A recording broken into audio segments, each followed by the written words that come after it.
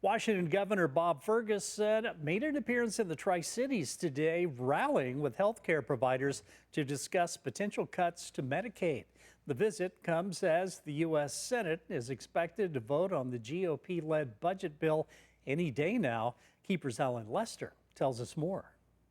Flanked by members of the community and healthcare leaders at the Regency Canyon Lakes Rehabilitation Center in Kennewick, Democratic Governor Bob Ferguson didn't mince words about the stakes surrounding potential Medicaid cuts. As many as 200,000 Washingtonians on Medicaid will lose their health coverage in the first year if these budgets are adopted. The governor highlighting that children across the region would see some of the biggest ramifications if any of the $13 billion in federal funding of Medicaid is axed. Here in central Washington, approximately 70% of all children are on Medicaid. In Benton County, it's about 55% of kids are on Medicaid. In Yakima County, approximately 80% of kids are on Medicaid. And while local health leaders discussed what's at risk, for many of our residents, Medicaid plays a vital role in making that care accessible.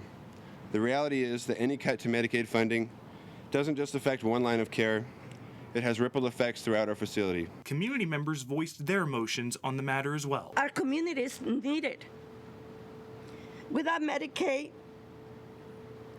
nobody will have the care they need. The only reason we get to sleep at all is because Medicaid has provided the durable medical equipment and supplies needed to support her. Governor Ferguson also taking a moment to call out Congressman Dan Newhouse, who voted yes on the House version budget bill, advocating he listen to his constituents while also suggesting to facilitate a meeting between the two elected leaders. I would encourage him to sit down with these individuals here in his district and meet with them face to face, maybe dig a little deeper into the community and the impacts that are happening here. I mean, it's only people's lives that are being impacted by these decisions. Although a Senate vote on the budget bill is expected any day now, the Senate parliamentarian on Thursday struck down the current writings of Medicaid provisions, a ruling that could prove to be a major blow in any cuts to the social program. Reporting in Kennewick, I'm Alan Lester, KEPR Action News.